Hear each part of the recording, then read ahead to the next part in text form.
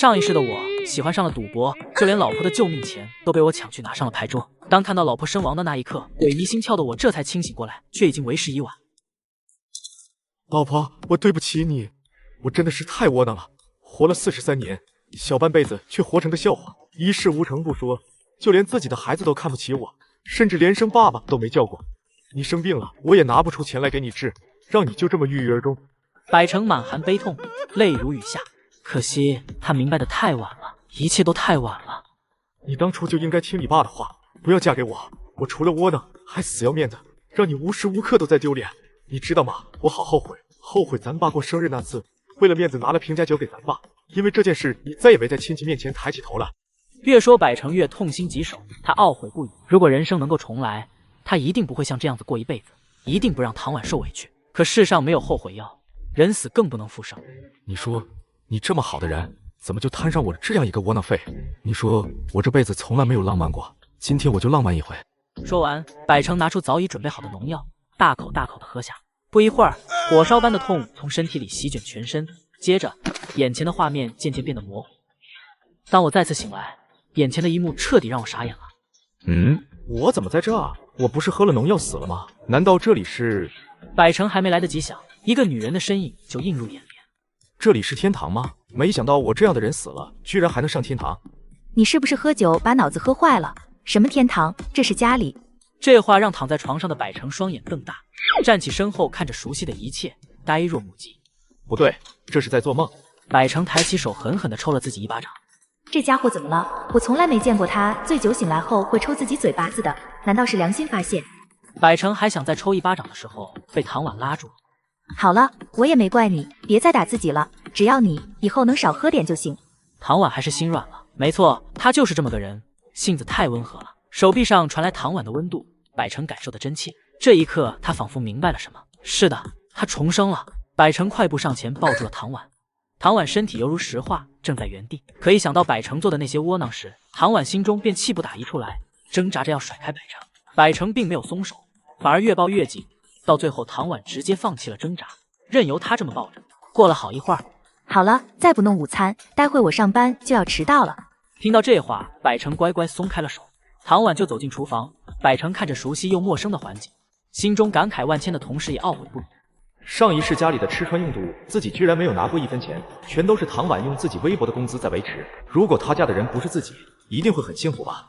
没一会儿，面煮好了，唐婉将有鸡蛋的那一碗面推到了百成面前，然后低下头去吃那碗没有鸡蛋的面。按照百成的规矩，好吃的都是他的，否则他会直接掀翻桌子，让所有人都没得吃。以前怎么没发现自己这么混蛋呢？他颤抖着将自己碗里的鸡蛋夹到唐婉的碗里，看着碗里的鸡蛋，唐婉愣了3秒。他今天怎么这么反常？醒来后说胡话，行为举止也跟之前判若两人，他是不是又憋着要使坏？你想干嘛？说着眼泪就不争气的流了下来。你别哭啊，我就是看你上班挺累的，鸡蛋给你吃不补身体。我发誓我真没想干嘛。难道百成他真的转性了？上一世的我喜欢上了赌博，就连老婆的救命钱都被我抢去拿上了牌桌。当看到老婆身亡的那一刻，萎靡心窍的我这才清醒过来，却已经为时已晚。唐婉拿出50块钱要交到百成手上。百成，给你钱。这钱我不要，我不买酒，我以后都戒酒了。听到百成要戒酒，唐婉微微一怔，心里突然有些暖暖。这钱不是给你买酒喝的，今天我爸生日，晚上让我们过去吃饭，你拿着这钱去买生日礼物，到时候就说是你拿钱买的，不要说漏嘴了。百成这才想起今天确实是自己老丈人的生日，也是这次生日，他让唐婉在那些亲戚面前丢尽了脸，从此抬不起头来。行了，不跟你说了，我上班去了。对了，下午记得去幼儿园接妞妞，我下了班就直接去我爸那。妞妞是百成和唐婉3岁的女儿，同时也是百成上一世另一个遗憾之一。因为他混账窝囊的缘故，妞妞从小就不跟他亲近，甚至没有叫过他一声爸爸。妞妞，对不起，这一世爸爸发誓一定将你宠上天。没有正经工作的百成躺在床上，脑子开始活络起来，开始琢磨着自己该怎么将手里的50块钱翻上几倍，然后买瓶好酒给自己岳父送去，让唐婉在亲戚面前长长脸。思来想去，最后百成觉得想在短时间内让50块快速翻倍，除了赌博，就只剩下买彩票了。赌博那还是算了，10赌9输，这一世我绝对不碰，那就只剩下彩票了。对了，上一世在自己家对面的那家彩票店，有人买刮刮乐，先刮出了2000块钱，然后同一天又刮出了10万大奖。要是我没记错，就在今天。百成看着手里仅有的50块钱，犹豫了。他虽然重生了，但不敢肯定历史会不会像前世那么。如果不是，那唐婉该多失望。最终，百成骨子里好面子的性子还是战胜了理智，拿着钱出门了。百成走进彩票店的时候，已经有一个人站在柜台面前刮着刮刮乐，这让百成的心一下提到了嗓子眼。靠，又不中。那人骂骂咧咧，脸色阴沉。百成靠过去，试探性的问：“没有中吗？”中个鬼！我花了200块钱了，最大的就刮个10块钱，还不如买块3呢。那人扔掉手里的刮刮乐，十分不爽的离开了。听到那人的话，百成的心顿时放松了下来，同时心中的侥幸也更浓烈了几分。老板，给我来50块刮刮乐。老板收了钱，拿出玻璃柜里面的刮刮乐卡片，摆在玻璃柜上面，让百成自己挑选。就在百成准备刮开第一张刮刮乐的时候，一道戏谑的声音从身后传来：“哟，这不是百成吗？怎么不去找我们喝酒，跑来彩票店里想搏一搏单车变摩托啊？”百成回头一看，便见到2个昔日的狐朋狗友李狗蛋和钱三。这2人都是游手好闲、好吃懒做的主，平日里经常拉着百成一起喝酒。不是因为他们跟百成关系有多铁，而是每次喝酒都是百成买单。这么大个的冤大头，谁不喜欢？百成，不是我说你，有钱买刮刮乐，还不如请我们兄弟俩喝几杯呢。刮刮乐就是骗钱的，中奖概率比快3都低。你买这么多刮刮乐，就等于把钱扔进海里，连个水花都没有。赶紧退了，跟我们喝酒去。我戒酒了，你们以后不要再找我喝酒了。戒酒？就你这话在我们面前说了不下10次了吧？就是别人这么说我可能相信，但你这酒鬼我不信。行了，别耍脾气了，赶紧退了，跟我们喝酒去，大不了今天我们请。钱三言语间充满了嘲讽，毕竟以往每一次百成跟他们说要戒酒，第二天也是第一个找他们喝酒的。百成没有理会2人，转头准备刮开刮刮乐的图层。我说百成啊，你怎么这么不听劝呢？有钱也不能这么糟蹋了。刮刮乐这东西出来这么久，你见有人中过大奖吗？更何况你才买这么一点，能中才怪。那我们要不要赌一下？要是我能刮出大奖，你们以后就不要再找我喝酒了。你要是输了呢？以后你们喝多少都是我买单。好，一言为定。百成拿着硬币开始刮奖，一连刮了5、6张都没奖，这让他的心态微微发生了变化。难道我记错了？不是今天？百成摇摇头，开弓没有回头箭，继续刮奖，直到只剩最后一张刮刮乐。百成捏着刮刮乐，额头上冒出了豆大的汗珠。怎么会这样？难道真的是我记错了？还是说历史因为自己的缘故被改变了？百成，死心吧，你该不会想要靠这最后一张中奖吧？要我说就别浪费这个钱了，把这最后一张刮刮乐退了，咱们还能买1瓶江海啤酒呢。闭嘴！百成朝着2人大喝一声。短暂的思想斗争之后，他还是决定把这最后一张刮开。这一瞬，百成屏住呼吸，心脏快的就要蹦出来，拿着硬币的手颤抖的落在刮刮乐的图层上。下一瞬，李二狗2人瞬间傻眼了。拿着硬币的手颤抖的落在刮刮乐的图层上。下一瞬，李二狗2人瞬间傻眼了。百成看着这手中的刮刮乐奖票，将奖票递给了老板。老板直接从抽屉里数了20张100元大钞，递到百成的手上。小伙子，可以啊，这最后一张还真让你拨出来了。这是3等奖，奖金2000元，你收好。百成将钱收好，似笑非笑的看向他。你们输了，走吧。我说百成，你这运气真不错，我们俩也不是不守信用的人，以后绝对不找你喝酒。不过你看你今天中了2000块，以咱们这么多年的交情，你今天是不是应该请我们搓一顿？就是东门那边新开了一家湘菜馆，味道不错，要不咱们直接去那里吃，顺便叫上几瓶好酒。不对呀，我怎么记得你们俩从来没请过我喝酒吃饭呢？怎么的？现在看我中了奖，就想要来坑一笔吗？不好意思啊，这些钱老子1分都不会花在你们身上，麻烦让一让，我要去幼儿园接我女儿放学了。百成撇撇嘴，眼中闪过一丝不屑，直接要推开拦路的2人。亏我们还把你当兄弟，没想到你居然是这样的人。你今天要是敢走出这个门，就别怪我们不跟你讲义气。得，看着2人的架势，今天势必想要百成大出血了。后生仔，这里可不是你们能闹事的地方，否则别怪我不客气。没你什么事，你最好别多管闲事。李二狗2人狠狠地瞪了一眼老板，可惜他们找错人了。只见老板从柜子底下直接抽出了一把西瓜刀，指着李二狗2人。怎么的？你们2个兔崽子还想动我不成？你们去打听打听我王林在道上的名号。我在道上混的时候，你俩还穿着开裆裤玩泥沙呢。李二狗2人是欺软怕硬的主，当他俩看到店老板拿出西瓜刀的时候，就被吓住了。百成也不管他们，从2000块里面拿出1000块递给老板。老板，再拿1000块刮刮乐给我。小伙子，见好就收，你今天已经赚2000了。刮刮乐的中奖率太低了。昨晚周公做梦给我说，我今天能在你这里中3张大奖，这才中了1张，还有2张没中，而且你没有拒绝顾客的道理吧？就是不就1000块嘛，输了也没事，万一待会真的中奖了呢？老板，你可不能妨碍别人发财。好吧，不过待会不中奖可不许哭鼻子啊。没事，相信我，说不定我真的中了呢。老板摇了摇头，既然劝不动，那就等他自己摔跟头。李二狗两人也没有离开，他们站在百成身边，准备看他出糗。1000块钱，500张刮刮乐，百成二话不说，直接开始刮。百成却不慌张，而且就算这1000块不中，那他也还剩1000块，一样可以买样好的礼物给老丈人。中了！这下李二狗两人和店老板彻底傻眼了。这他妈是假的吧？小伙子，你运气爆棚了，还真让你给中了。嘿嘿，我说了嘛，周公托梦告诉我了，你们就是不信。百成嘿嘿一笑，拿出银行卡账号报给老板，让老板兑奖。老板也不含糊，直接联系了彩票中心。一旁的李二狗两人还没反应过来，面面相觑。这刮刮乐今天的中奖率未免太高了吧？前后不到1小时，先中2000，再中10万。老板，这些退了。店老板也没说什么，直接将剩下没刮的彩票全部折算成现金还给百成。百成走出彩票店，李二狗两人就追了出来。等等我们！怎么还有事？刚才你们可是答应了，从今往后不再找我喝酒的。成哥，你买刮刮乐这么厉害，是不是有什么诀窍啊？是啊，到时候可要带我们俩。没有。怎么可能没有？你看我们都叫你哥了，你就传授几招，让我俩也能中个大奖。就是，要是你不肯告诉我们，那我们可就天天去你家蹭饭。我相信这也是你不想看到的吧？两人就像牛皮糖一样，甩都甩不掉。原先百成是不想搭理他们的，但最后他们那句话明显带着威胁，触犯了百成的底线。其实还真没有诀窍，完全是昨天晚上周公托梦跟我说，那个彩票店今天能中3个大奖。百成一本正经的胡说八道起来。李二狗和钱三对视一眼，显然对于托梦这个借口还是不太相信。瞧瞧，我说了你们又不信，算了，别挡着我了，我还有事。你说的是真的吗？当然，不然我能中2个大奖吗？李二狗和钱三一听，顿时觉得有些道理，当即就决定要去把彩票店里剩下的刮刮乐给包了。等等，我觉得还是算了，托梦和现实还是有些出入的。不是，我说百成，你是不是想要独吞那最后一注大奖？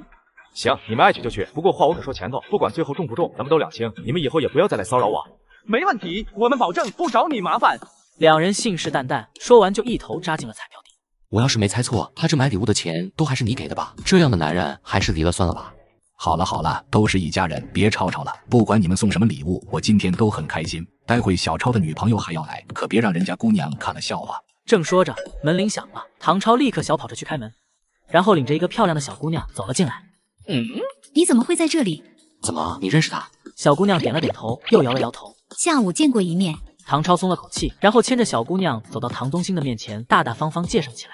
爸，这是我新交的女朋友，叫王宇。叔叔好，这是我给您选的礼物，希望您喜欢。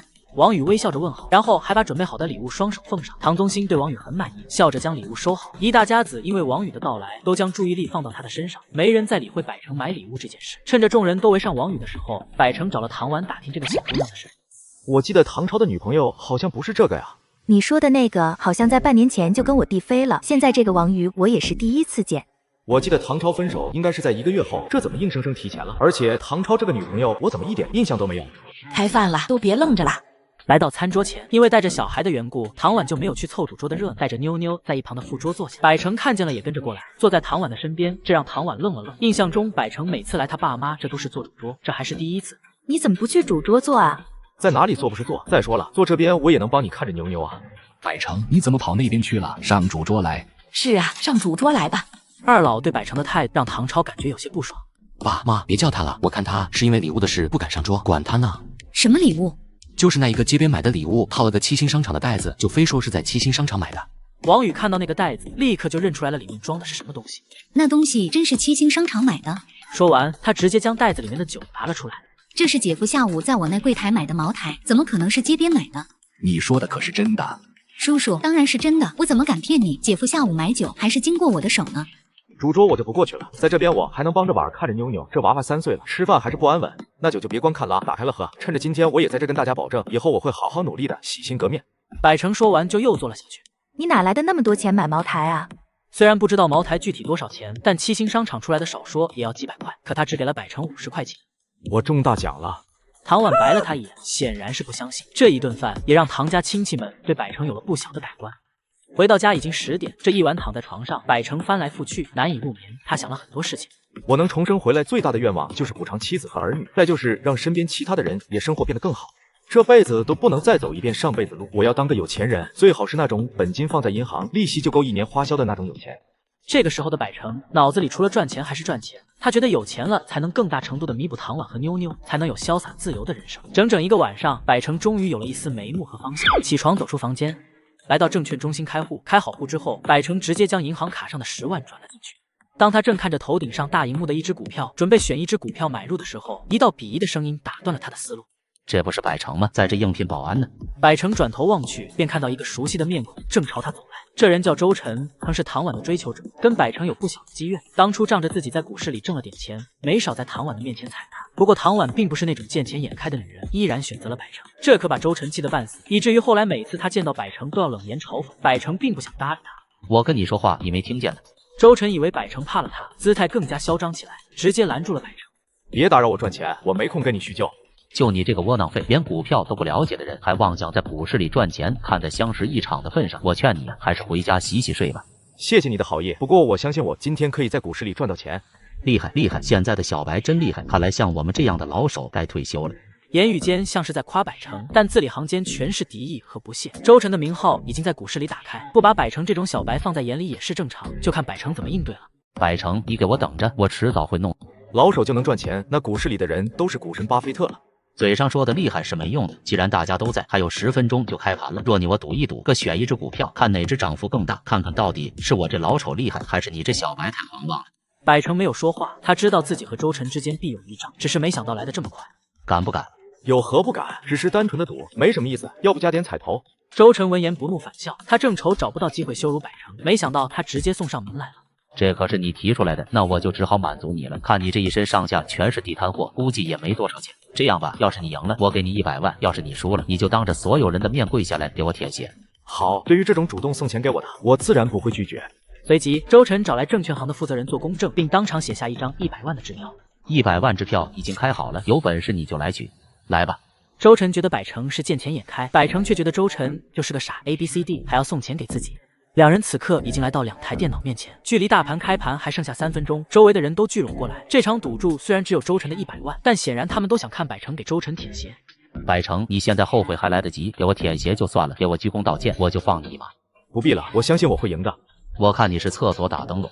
这时候大盘已经开始了下赌盘，股票的跌涨每1秒钟都在变动，完全猜不出下一秒会发生什么。百成和周晨在各自电脑面前聚精会神地看着上面的各只股票。此时百成在脑海中不停地搜索记忆，很快他就选出了一只稳赢的股票。我选易安科技，我赌它今天股价能涨破100。在场的都是金融圈的人，对股票自然很熟悉，所以不少人都知道易安科技。可是当百成说这只股票能涨破100时，全都笑出了声。你是猴子请来的斗 ABCD 吗？易安科技从早上开盘就一直缓缓下跌，从15块下探到10块，不跌停就算好了，你居然说能涨破100。新手就是新手，完全是乱来的。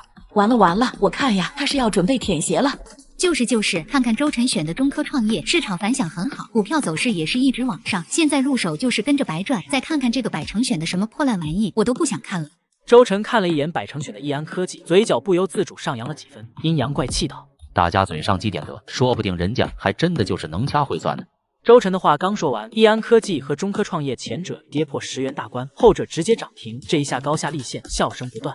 周晨，你真会开玩笑，能掐会算的是你吧？你看看你的涨停，它的跌破10元，笑死我了。就是，按照这个趋势，你的再涨一波都没问题。周围的嘲笑声和屏幕里继续下跌的股票，丝毫没有影响到百成。看着淡定如初的百成，周晨也是啧啧称奇。又涨了，周晨的中科创业又涨了。众人扭头看去，只见周晨选择的中科创业在短暂的涨停之后重新开盘，再度上涨，而百成的易安科技依旧没有任何上涨的动静。这一刻，仿佛胜负已分。你看看你选的股票，一点成长趋势都没有，我看不必等它收盘了。你现在认输，我还能看在唐婉的面子上，只让你跟我磕3个头，不让你舔鞋。你得意的太早了，不出半小时，你那只股票就会跌停，而我的将会一路涨至100。我看你是死鸭子嘴硬，那我就再给你半小时，看看到底谁笑到最后啊！时间1分1秒的过去，半个小时马上就要到了，说好了涨破100了。周晨脸上挂着得意的笑容，看向百成。他的话音刚落，突然惊呼一声：涨了！易安科技涨了！周晨心中一跳，连忙看向百成的屏幕，易安科技真的动，而且这个涨势太猛了。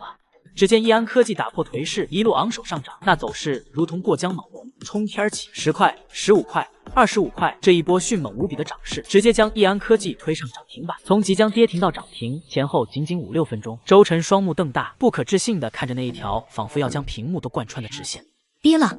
周晨心中窃喜，以为是易安科技跌了。随着他一看自己的电脑屏幕，居然是自己选中的中科创业点，而且不是一般的震荡下跌，这完全就是跳水式下跌，仅仅1分钟就直接将第一个涨停的幅度跌没了。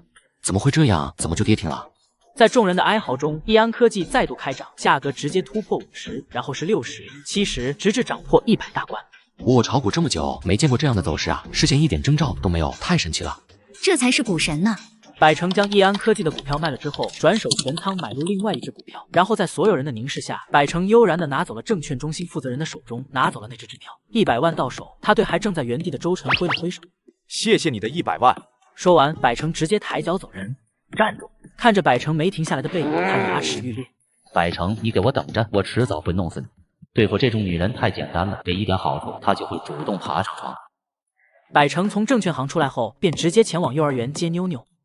路过一家雪糕店，妞妞扭过头，放慢脚步，眼巴巴地看着其他小朋友手里的雪糕。妞妞，想吃吗？妞妞点了点头，又摇了摇头。不想，妈妈说吃了雪糕会肚子痛的。那就吃一半吧。女儿心里想什么？两世为人的百成怎么不知？他直接拉着妞妞走到雪糕冰箱面前。选一个吧，我保证不告诉妈妈。妞妞看着冰箱里琳琅满目的雪糕，馋得直流口水，想了想，又怯生生地看向百成。爸爸，你有钱吗？百成笑了，从口袋里掏出一张10块纸。我真的可以选吗？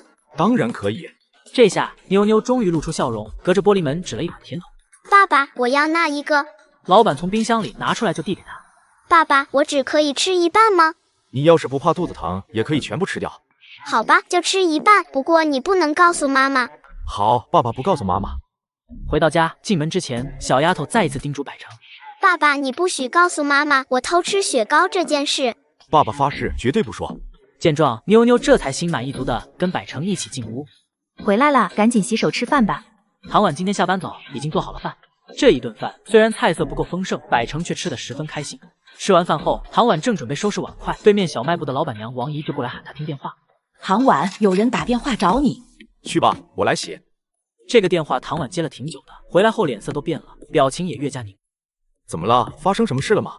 唐婉皱着眉，欲言又止，最后说了一句：“你不懂，算了，没什么事。”百成总感觉不对劲，却又说不出个所以然来。不过唐婉不说，百成也不好多问，他跟唐婉的关系才稍稍缓和，不能因小失大。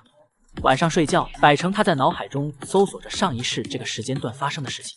我没记错的话，在上一世的明天，江海市华财原石玉器拍卖行发生了一件大事，一件原石因为品相原因不被看好，最后只以50万元的价格就拍卖出去了。然而在当场解释之后，却被鉴定为极品帝王绿，价值5000万，涨了100倍，这可比买股票涨得还快。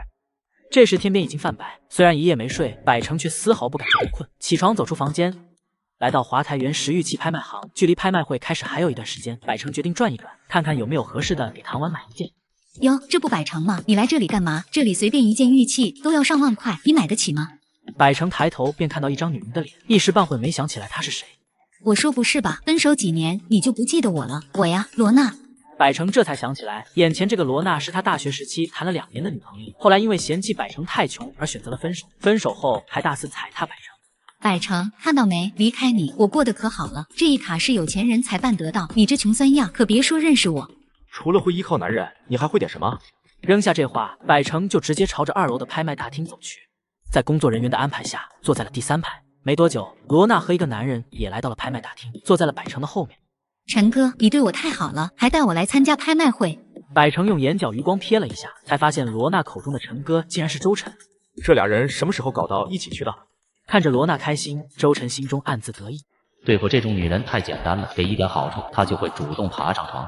两人刚坐下，罗娜就看到前排的百成，立刻阴阳怪气道：“运气真是太悲了，又遇到这个窝囊废。”周晨顺着罗娜的目光，也看到了坐在前排的百成，脸色立刻就不好起来。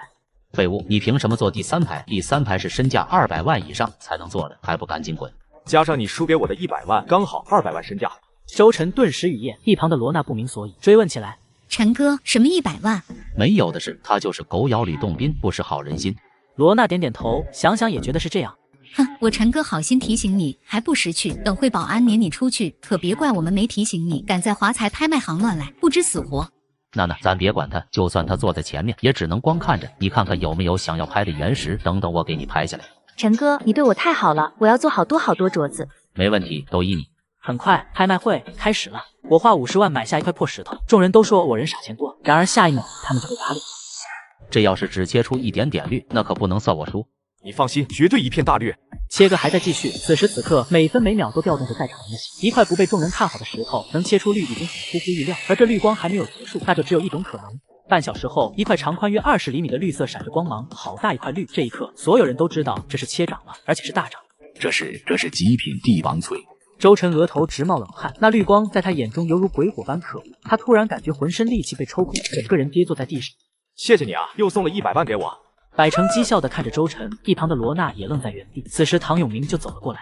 这位小友，你这块料打算出手吗？百成点点头，只要价钱合理，我就卖。我出4000万，卖不卖？其他几个玉石圈的大佬见唐永明开口4000万，也立刻凑了上来。那么大一块帝王翠可不止4000万，绝不能让唐永明捡了去。老唐，这你可就不厚道了，这么一大块，你4000万就想拿下，欺负小兄弟不知道市场价吗？小兄弟，我出4300万，你将这块玉石卖给我可好？我出4500万。你们都别争，我出4800万。拥有上一世记忆的百成，在知道玉石价值5000万后，面对这群人争先恐后的报价，丝毫不为所动。这时，众人才发现百成完全不是愣头青，甚至比他们还老。我出5000万。就在百成准备点头的时候，一道清灵的声音突然飘来：5300万，我华彩拍卖行收了。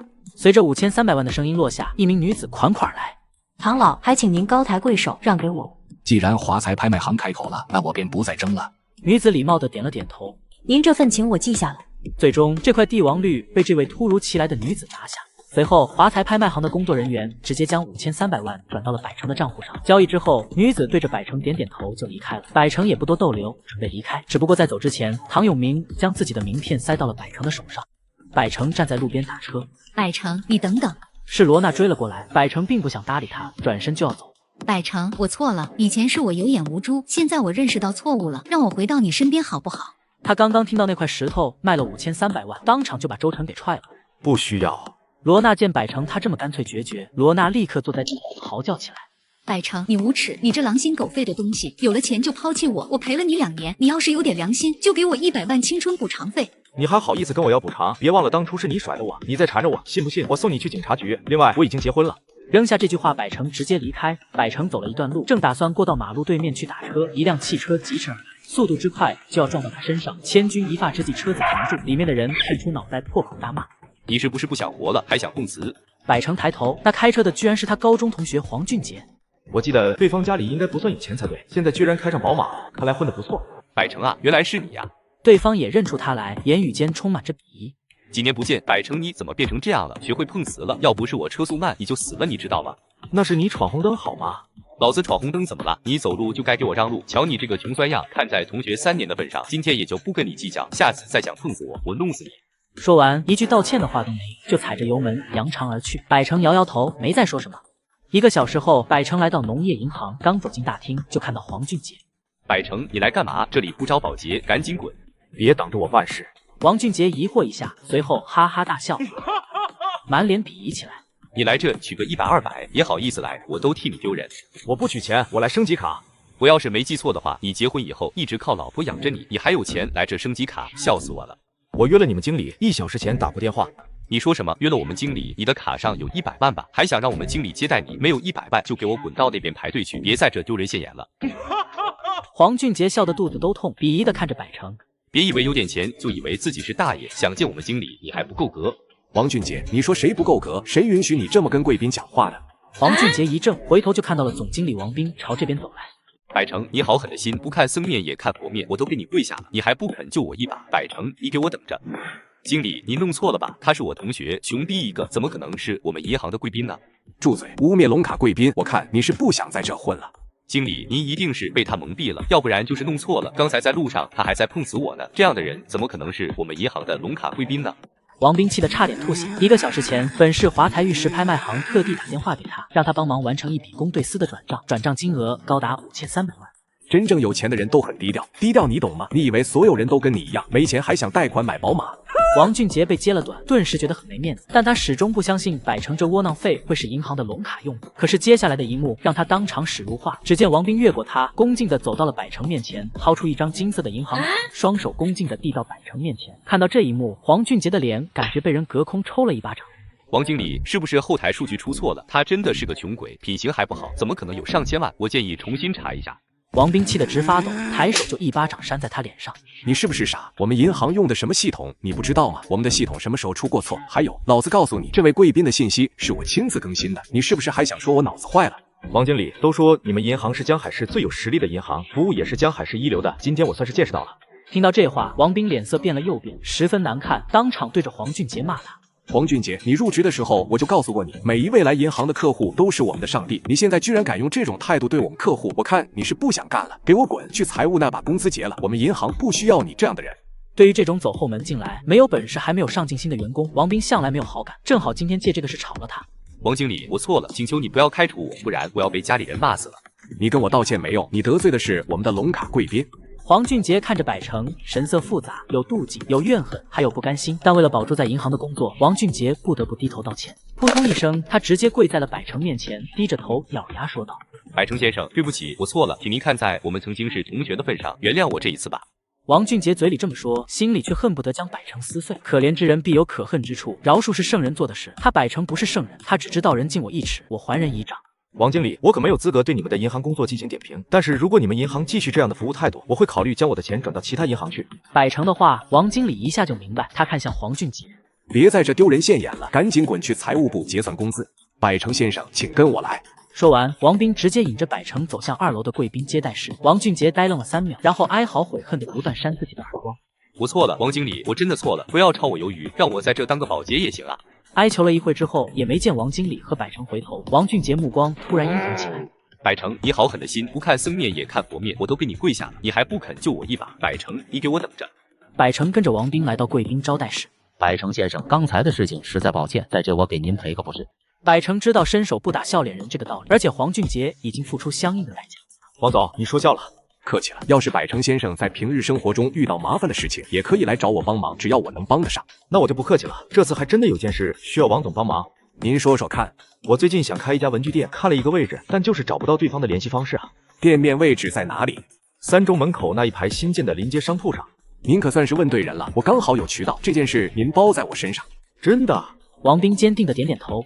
那真的太谢谢你了，王总。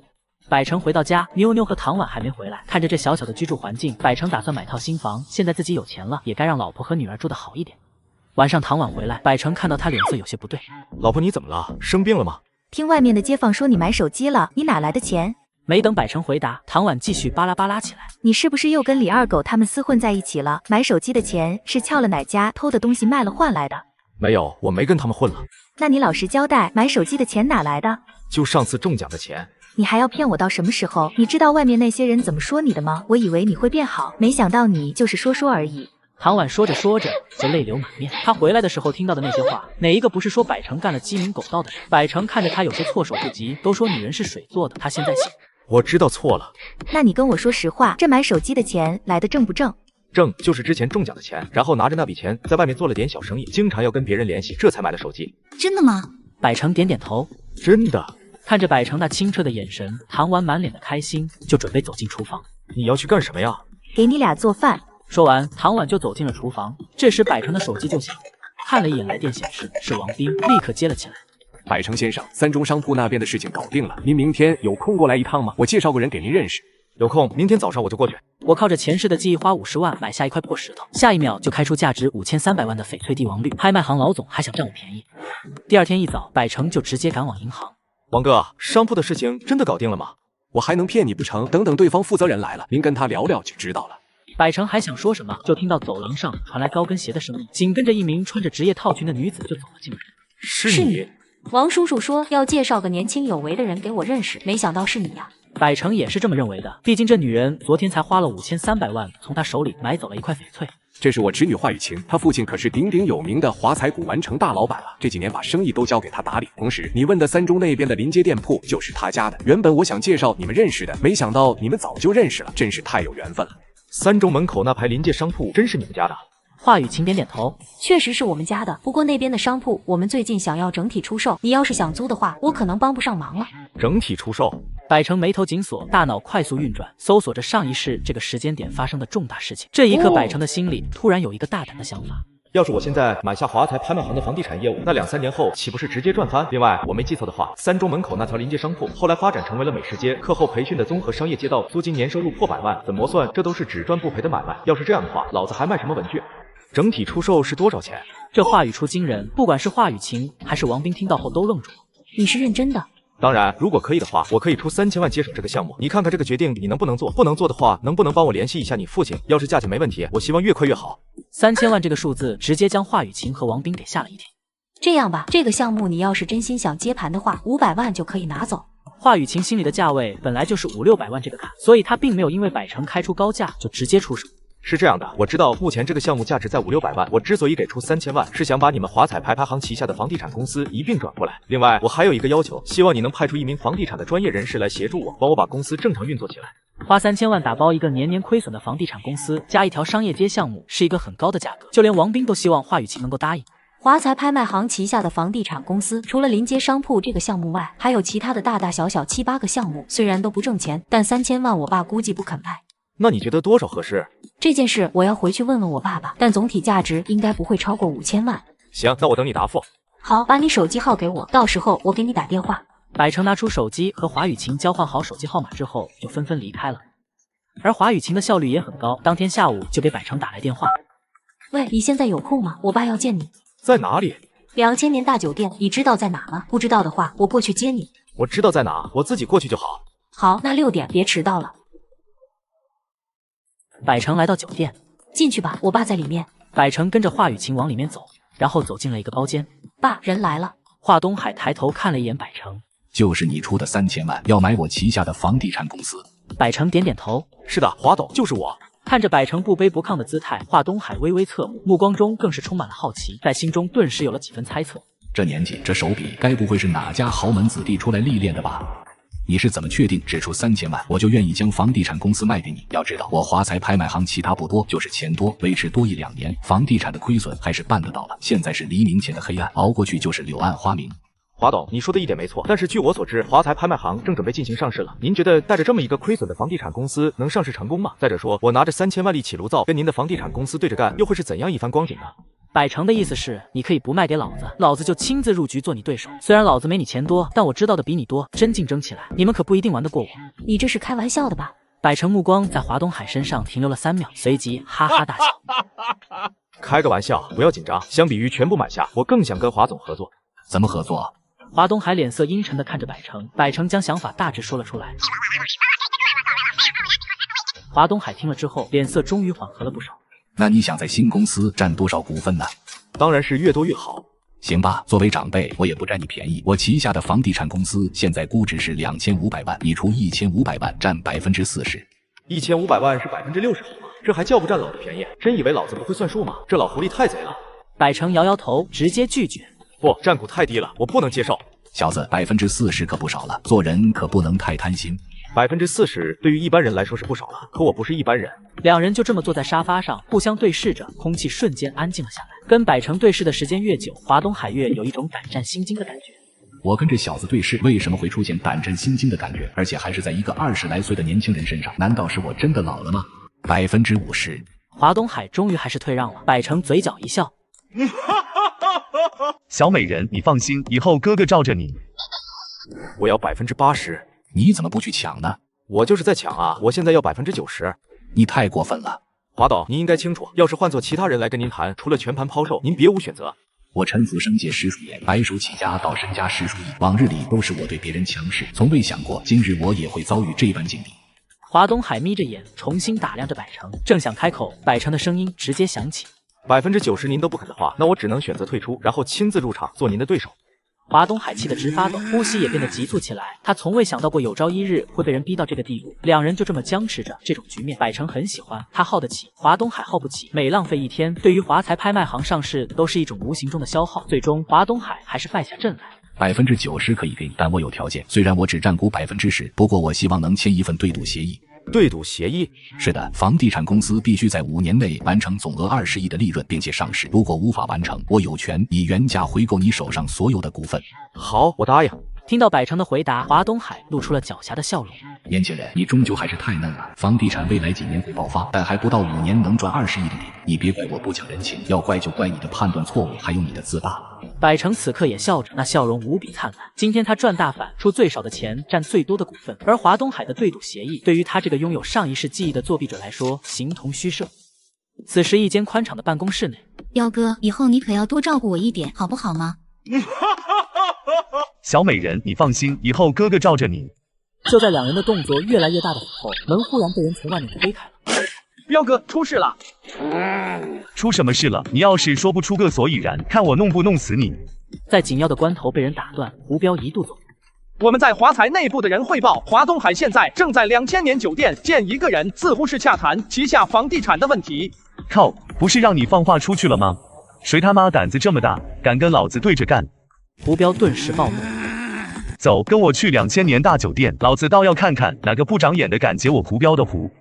等胡彪带着人赶到2000年大酒店的时候，华东海和百成已经离开。没见到人的胡彪十分愤怒，咬牙切齿地对身边几人吼：查，给我查，看看到底是哪个混蛋！第二天，在律师公证员的共同见证下，原隶属于华财拍卖行的开元房地产公司正式被剥离，由百成出资2000万全盘收购。同时，华雨晴脱离华财拍卖行，并不再持有华财拍卖行任何股份，以个人名义加入百成的新公司，占股10%。新公司叫什么？盛唐。这个名字是百成想了一个晚上。盛唐，盛唐，盛世大唐的意思吗？没想到你居然还是个唐代历史迷。百成笑而不语，没有解释。他总不能告诉对方盛唐的由来跟唐朝历史一点关系都没有，而是由唐婉的姓由来的吧？娃，这是我对你的承诺，我要为你创造一个盛世。在华雨晴的要求下，百成随着华雨晴来到盛唐房地产和自己的员工见面。今天这会议我有2件事说一下。第一件事，正式和大家认识一下，我以后就是你们的老板，我叫百成。老板好。老板好。在华雨晴的带领下，会议室里有几人稀稀拉拉的应和了几声，算是打了招呼了。这第二件事，老板，这是我的辞职信。百成还没开口说第二件事，就有一名员工就直接站出来递出了辞职信。这是百成没想到的。百成刚上任第1天，就有人当着面辞职，这不是打他脸是什么？叫什么名字？赵斌。为什么离职？昌盛房产那边给我开出了2000的工资，是这边的2倍。会议室里的人，当他们听到昌盛房产给赵斌开出2000元的工资后，一个个眼冒金光，心里痒痒。赵斌看到这一幕，立刻大喊起来：兄弟们，昌盛房产那边说了，要是有愿意跟我一起过去的，工资通通翻倍。赵斌，你太过分了吧！我华家平日待你不薄吧？你怎么能在这干出挖墙脚这种事来？华总，你也会说是华家待我不薄，可现在这家公司不姓华了，别用你那一套来道德绑架我。他朝华雨晴吼完，直接转向百成。老板，事情已经到这份上了，我也没必要多说，今天你就把我工资给结算了，好让我出去奔向前程。百成目光冰冷地看了一圈，你们是不是也这样想的？这一瞬，会议室里落针可闻，寂静的只剩下呼吸声。这个是他老婆吗？彪哥，要不我们明天这样？第二天一早，百成和华雨晴就带着人直接奔赴土地拍卖中心。胡彪这次信心满满，财大气粗的他，还想要将所有地块一举拿下。彪哥，那小子就是百成，就是他收购了华财拍卖行的房地产公司。胡彪顺着他的视线看去，随即一身地摊货的百成映入眼帘，这让他心里十分不爽。走，跟我上去打个招呼。说完，胡彪一马当先，其余人紧随其后。百成正和华雨晴走向拍卖行，胡彪等人就直接拦住了他。哟，这不是华小姐吗？这么巧在这碰到了。华雨晴看到胡彪的时候，礼貌性的打了一声招呼：胡总你好。华小姐今天也是来拿地的吗？胡彪问完之后，突然拍了一下自己的头。瞧我这记性都忘了，你们华家的房地产亏得都发不出工资了，应该是没钱拿地了吧？胡总，华家的房地产已经更名盛唐房地产了，被收购了。哦，是吗？怪我孤陋寡闻了，也是，不然怎么敢来这地方？不过就算被收购了，也是阿猫阿狗，也没资格做我们昌盛地产的对手。胡彪故意说的轻描淡写，脸上神情十分得意。这么说你就是百成了，识相的话，今天最好不要举牌，不然你最后都要让给我。扔下这话，胡彪不等百成反应过来，就带着人离开。看着胡彪的背影，百成皱了皱眉。这人是谁啊？怎么那么拽？他就是胡彪，之前想要收购我们家房地产公司的那个黑头子。胡彪2个字瞬间勾起了百成的记忆。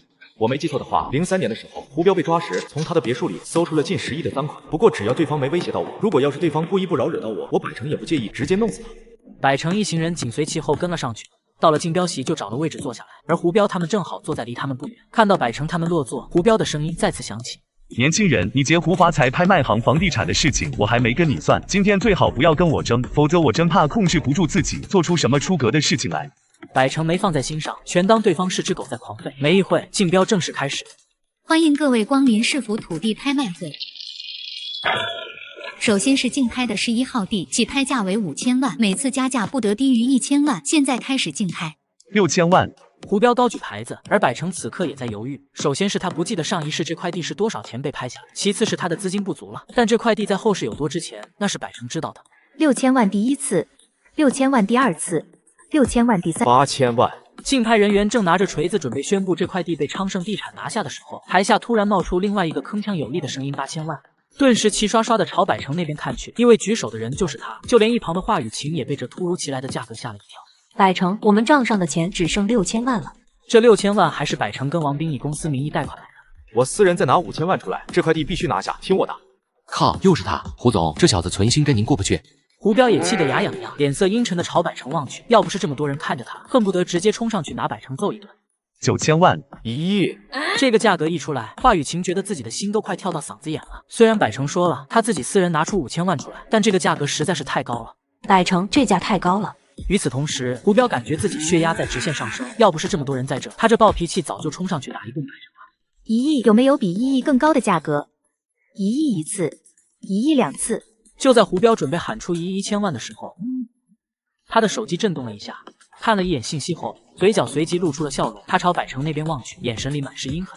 小子，这是你逼我的，要怪就怪你自己。1亿第3次成交。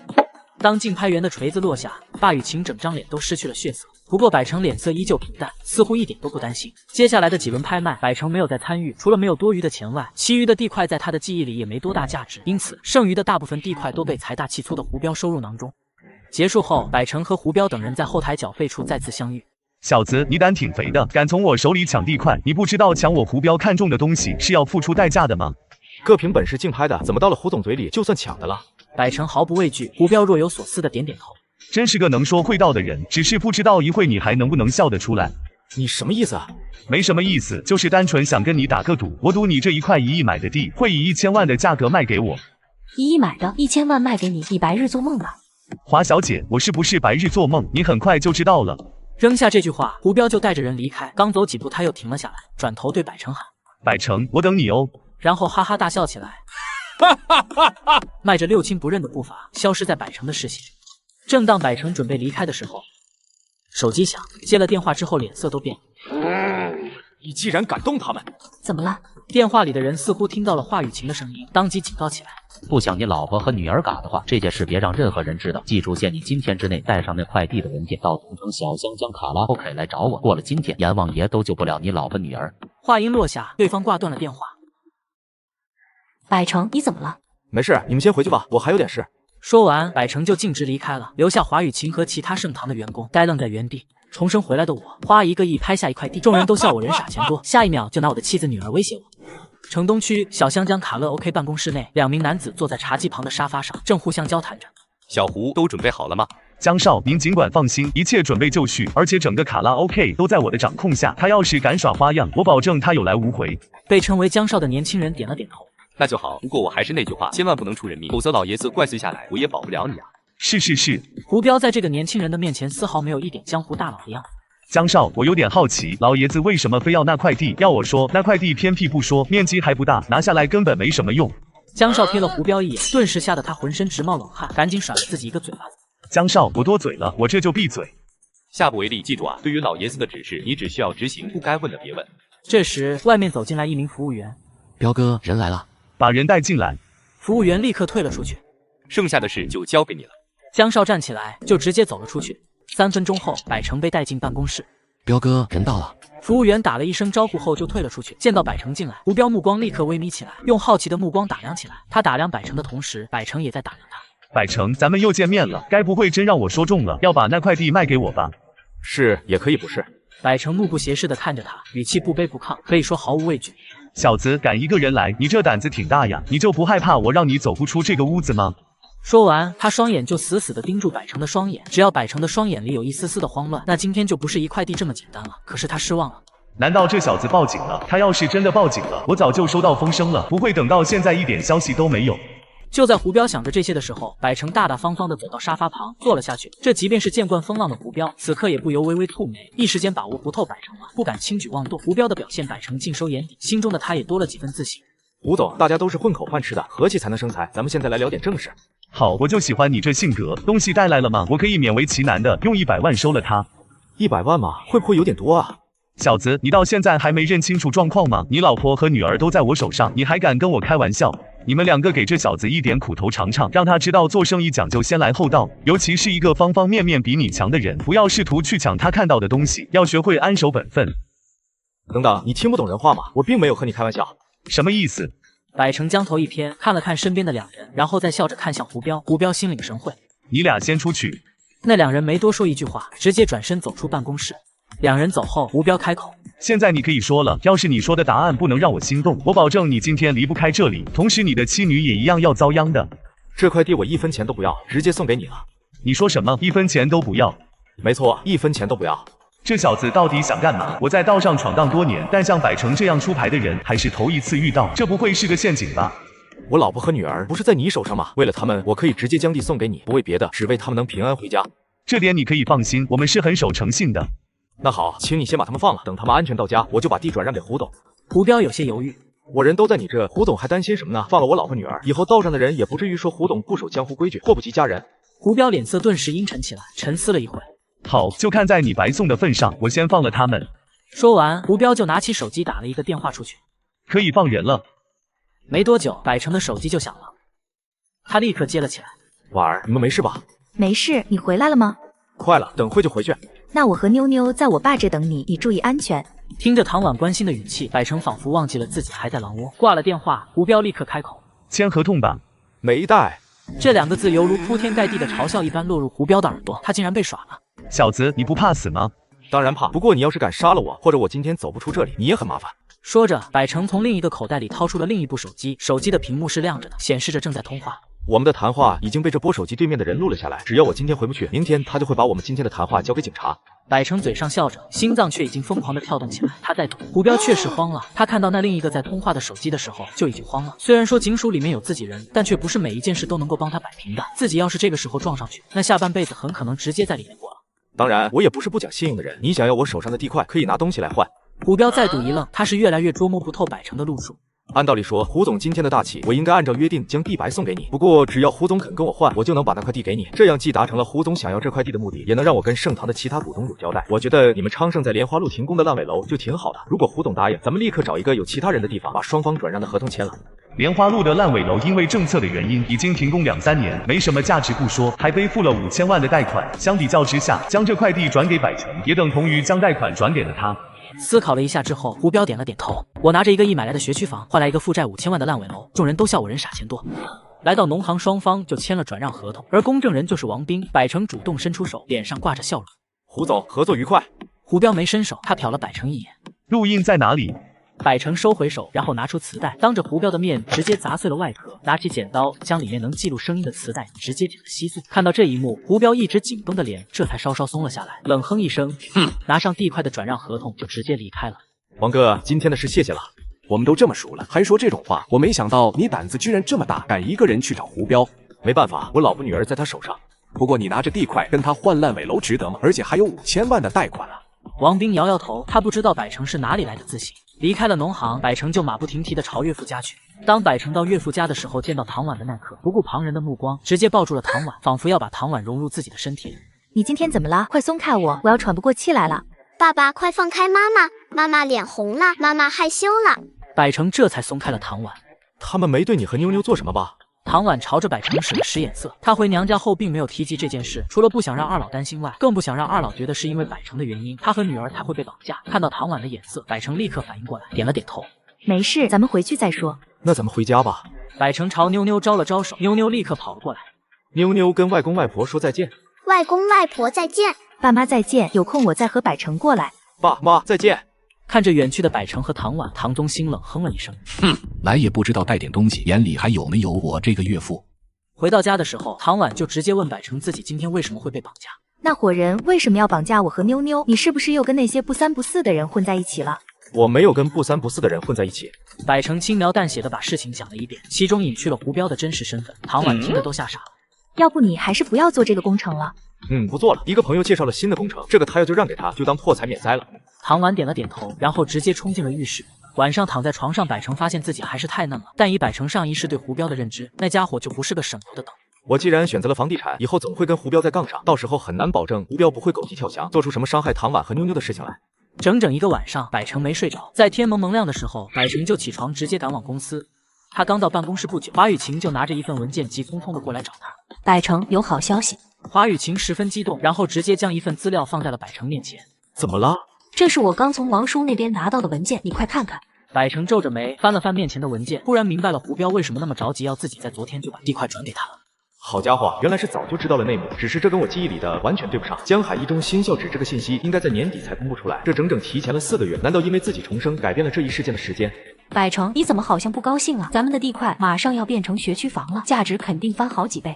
百成在想着怎么跟华雨晴解释地块的事情，就在这时，办公室的门被敲响，紧跟着一个职员走进来。老板，昌盛地产的老板胡彪来了。胡彪来我们这做什么？百成皱了皱眉，也不知道对方想要干什么。百成和华雨晴从办公室赶过来的时候，华雨晴看到胡彪的嚣张样，当即火冒三丈，走到胡彪面前，指着他就骂：“这里不欢迎你，请你离开！你不是盛唐的大股东，我今天不是来找你的。我是盛唐大股东，你找我什么事？”对于胡彪的突然出现，百成心里也有些拿不准，毕竟地块他昨天已经转给胡彪了，想不明白对方还想要干什么。我想收购盛唐。你做梦！华小姐，话可不能说得太满，毕竟以你们盛唐的实力以及地皮储备，不管哪方面都不是昌盛的对手，与其继续亏损，不如趁早卖给我。亏损只是暂时的。最新消息，江海一中新校址选址就在我们盛唐昨天拿的那块地旁边，单凭那块地，就算我们盛唐直接卖了，都能实现盈利。你凭什么还想收购我们？从华雨晴的话语里，胡彪听出了些端倪，当即你就这么确定那块地还在你们盛唐的手上？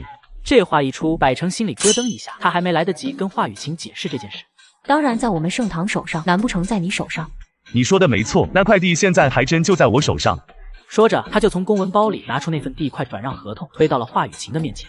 看看吧，睁大你的眼睛，看清楚那块地现在到底是谁的，到时候再决定是不是要让我收购盛唐。胡总，你到底是健忘了，还是不知道伪造收购文案是要坐牢的？华雨晴真的看不下去了，忍不住嘲讽起来。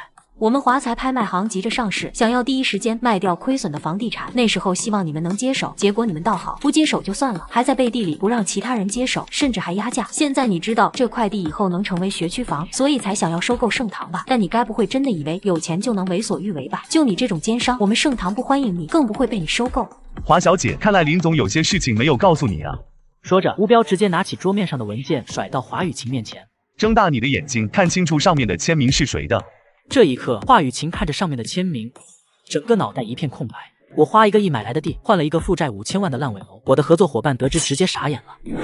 华雨晴看到百成拿花1个亿买来的地皮换来了一个烂尾楼，他足足愣了1分钟。你用1亿买的地跟他换了一个烂尾楼？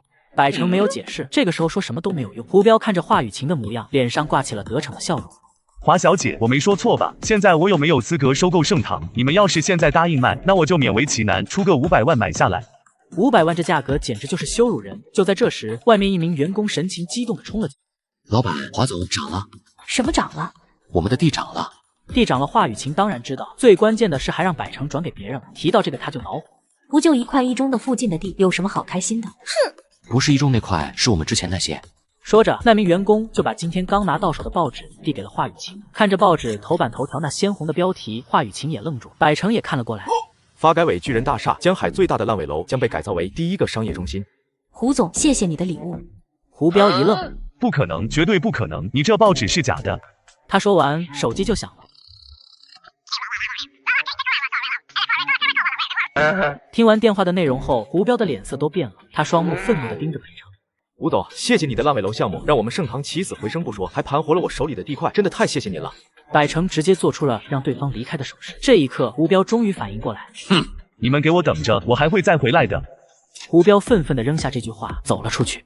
等对方离开后，华雨晴才开口问：百成，你是不是早就知道了这个消息了？百成点了点头，确实是知道一点，不过这次是我做的不对，以后有事我一定跟你商量。华雨晴点点头，没再深究这件事。随后，两人确定了接下来的工作重心后，百成就直接离开了。此时别墅客厅内，一名年轻人靠在沙发上，一副二世祖的模样，打量了一遍别墅后，小胡，你这日子过得可比我好啊，真是让人好生羡慕啊。江少，您说笑了，我这小地方怎么能跟您比？要说羡慕，那也是我羡慕您啊。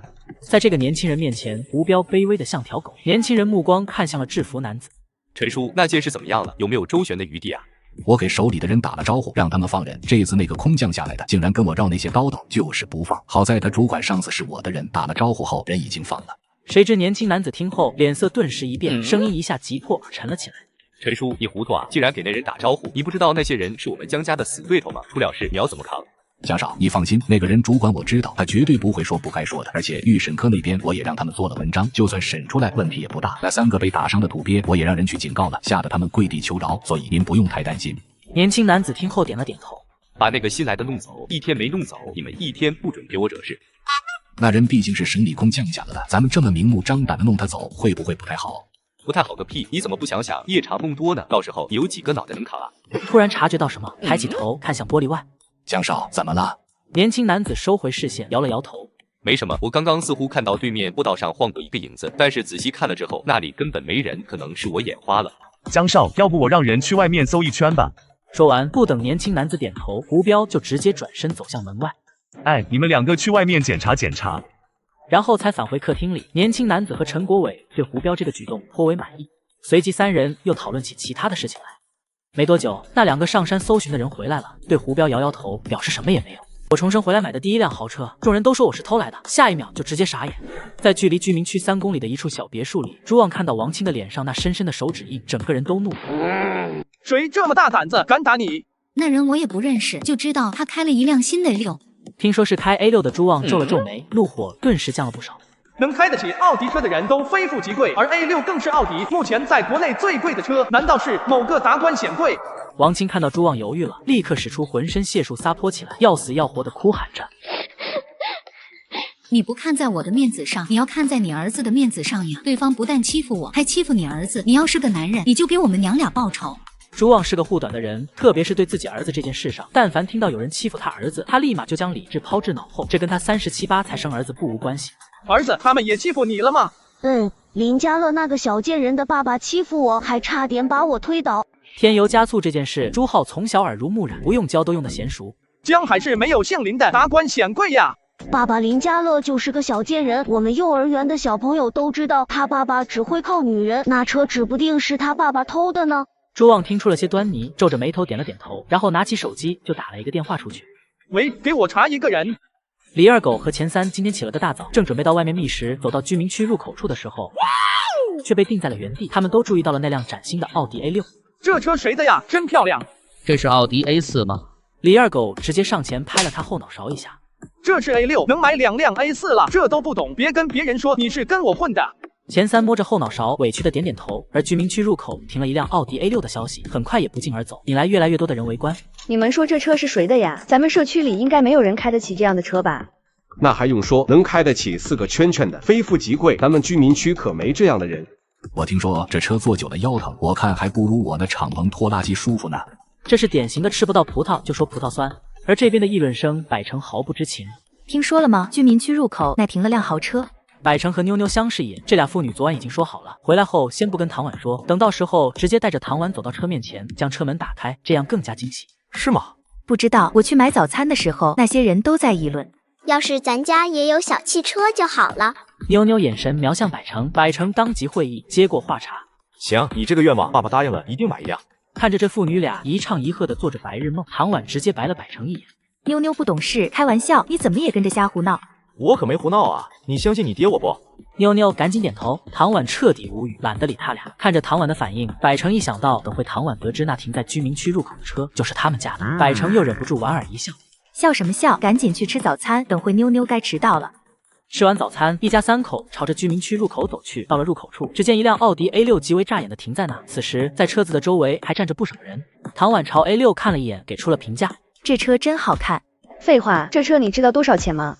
百成和妞妞站在车的一旁，听着这些人的议论，寻思着：我要是这个时候拿出车钥匙，这些人该会有怎么样的反应呢？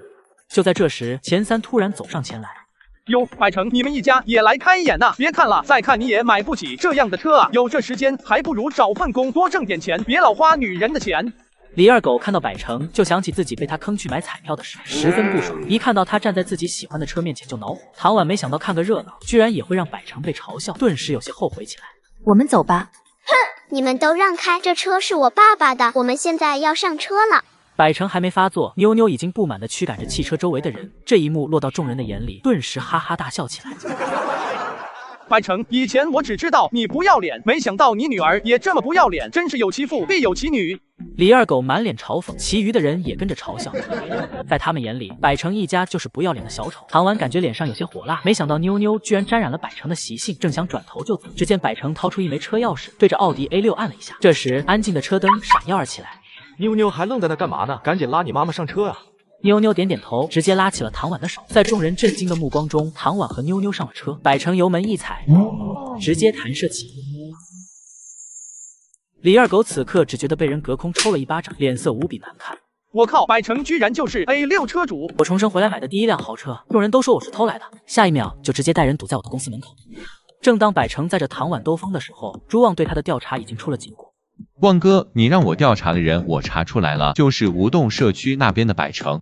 手下将一沓百成的个人信息放在朱旺对面，朱旺看着百成的照片，皱了皱眉。这小子怎么感觉有些眼熟，似乎在哪里见过？当他翻看了百成的详细信息后，终于想起来百成是谁了。原来是你！好你个百成啊，胆子挺大的哈，竟敢欺负到我朱旺的头上！你怕是忘了彪哥要收购你的公司了吧？深知胡彪心思的朱旺觉得这是一次机会，他不但要趁机教训百成，更要把盛唐拿下，然后去胡彪那里邀功。百成，要怪就怪你自己做人太狂妄。想定主意后，朱旺直接带着手下出门，直奔盛唐。而这一边，百成正载着唐婉在情侣路上吹海风。百成，那里就是港湾1号吗？是的，那里就是港湾1号。能住在港湾1号上面，空气应该很好吧？唐婉知道那是自己遥不可及的地方，所以也就是想想而已。你知道吗？我爸还没退下来的时候，参与过港湾1号的建设呢。那等咱有钱了，咱们也在这买一套。你就别想这些不切实际的了，咱们现在住的那里就挺好的，而且这里现在要1000万一套，太贵了，不值得。他摇头，说着不值得，眼里还是流露出了期盼的神色。走吧，去你们公司举办的员工欢送会。正准备和唐婉前往举办员工欢送会的酒店，百成的手机响了。他看了一眼是华雨晴的电话，就接了起来。怎么了？这边出了点事情。那你快去看看。唐婉脸色焦急起来，这可是百成第一次努力向上的工作，他比任何人都着急。那你先自己打车过去酒店，等我处理完事情再过去。唐婉很通情达理的点头答应，百成也急忙上车，上了车后一脚油门，盛唐。而这边盛唐外聚集了一群人，这群人的领头正是朱旺，他的身后跟着几个文龙画虎的社会青年，一个个气势汹汹。百成啊，把百成给我叫出来！我是盛唐的副总，百成不在，有事你跟我说。华雨晴心中有些害怕，但还是迎难而上，站在了最前面。朱旺打量了华雨晴两眼，眼里立刻色眯眯起来，让他遐想连篇。你能做主吗？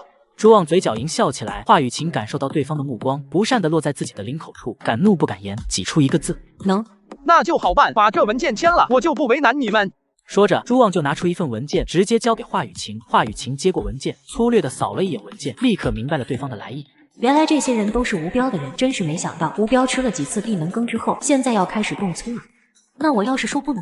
朱旺脸色瞬间一变，往华雨晴面前走了一步，吓得华雨晴连忙后退。那我就把你们这里给砸了！你敢？就在这时，一道怒声传来，百成由远及近走了过来。朱旺打量了百成一眼后，淡漠道：“你就是百成？”“没错，我就是百成。”百成有恃无恐，他在来的路上已经给周正打了电话，相信此刻已经在路上，再过几分钟周正就能赶到。很好，敢承认就好。不知道你记不记得你昨天打了谁？哼，打了一个贱女人。这句话直接点燃了朱旺的怒，抡起棒球棍直接朝百成砸来。好在百成不是养尊处优的人，一下子就躲过了这一棍子。朱旺显然没想到百成居然躲开了，顿时面子挂不住。我操你个猴子，竟然敢躲！我又不傻，谁规定了我只能站在原地挨打呀？我操你个猴子！朱旺骂了一声，举起棒球棍又朝百成砸去，但这一次百成没躲，他伸出手直接将砸落下来的棒球棍抓住，然后顺势抬起脚，直接踹向对方的裤裆处。这一脚很重也很准，而朱旺身后那些手下见状，一个个满脸忌惮，一时间不敢上前。百成转过头看向华雨晴和其他员工，他们没把你们怎么样吧？没有，不过他们想要我签这份文件。百成接过华雨晴手里的文件，看了一眼，脸色一变，随后看向朱旺的眼神变得冰冷起来。百成拖着棒球棍走到朱旺的面前：“是胡彪让你来的吗？”“没错，彪哥让我来的。你今天打了我，彪哥一定不会放过你。”百成最讨厌别人威胁，他直接一棍子抡到朱旺脸上。就在这时候，朱旺的手下反应过来要准备动手，周正带着人及时赶到，将一众人团团围住。周正看了一眼地上的朱旺后，就看向百成：“这是你打的呀？”“我是正当防卫。”周正听到这话，心里对百成又有了新的认知。警员们当场给百成等人做了笔录，然后就直接押着朱旺一伙人走了。看着远去的叔叔，盛唐的员工们依旧惊魂未定。百成看了一眼众人的神色，随即宣布道：“今天就不上班了，大家可以回去了，好好调整形象。”百成，要不我们搬办公室吧？这些天他已经被胡彪烦得头都大，今天还发生了这种事，好在没有员工受伤，不然就问题就大了。不用，相信我，胡彪蹦跶不了多久了的。百成扔下这句话后，就直接离开了。看着那远处的百成，华雨晴依旧忧心忡忡。要是胡彪再派人来闹该怎么办？我重生回来第一次听说，老板请客还要员工掏钱的。百成赶到唐婉公司举办欢送会的酒店的时候，就粗暴地将奥迪 A6停在了酒店大门前。先生，您不能把车停在这里。我来你们这吃饭，停车场没有停车位了，先暂时停在这，等会要是有车离开了，你就过来叫我挪车，我再停进去。说着，就从钱包里掏出一张100元大钞，递给迎宾小姐。原本各种阻拦的迎宾小姐笑着收下了100块，笑容满面的回应：“好的，等下有车离场的时候再通知您。”上了3楼，百成一眼就看到了站在门口处等待自己的唐婉，脸上立刻泛起笑容，朝他走去。那边的事处理好了吗？都处理好了。两人随即结伴走进大厅。唐婉旁边的男人是谁？怎么没见过？她老公呗，那个只会向唐婉要钱的废物。怎么看起来不像啊？你当唐婉傻呀？带出来肯定要打扮打扮了。不过我想不明白，那样的男人还留着干嘛呀？要是我早离了。我也想不明白，更想不明白他把那废物带过来干嘛？丢人吗？就是。唐婉和百成走进大厅。来了呀！唐婉看到女人，不由自主地降低了姿态，有些紧张道：“组长好。”女人叫罗红，是唐婉的组长，仗着老公是常主任的身份，就觉得自己高人一等。百成看了那女人一眼，也主动问好：“你好。”罗红转过头，看都懒得看百成一眼，就淡漠道：“你们来晚了，这边没你们的座位了，自己去后面找位置吧。”这张桌子是8人座，现在才坐了6个人，对方明显就是不想让他们坐。看着对方如此姿态，百成心里暗想：不就是一个小组长，老子身家千万都没你这么嚣张。要是上一世，我就直接掀桌子。毕竟罗红是他厂里的直属组长，今天要是闹得不愉快，以后难免会给唐婉小鞋穿。什么都没说，便跟着唐婉朝后面走去，然后在最后面的备用桌旁坐了下来。没多久，厂里的领导来了，就讲了一番话，然后对买断工龄的员工说了一些祝福的话，就开席了。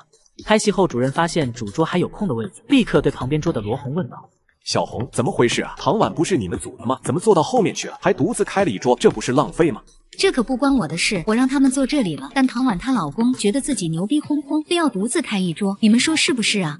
其余几人担心罗红会给自己穿小鞋，立刻配合的点头。这叫什么事儿？我去让他们坐回来。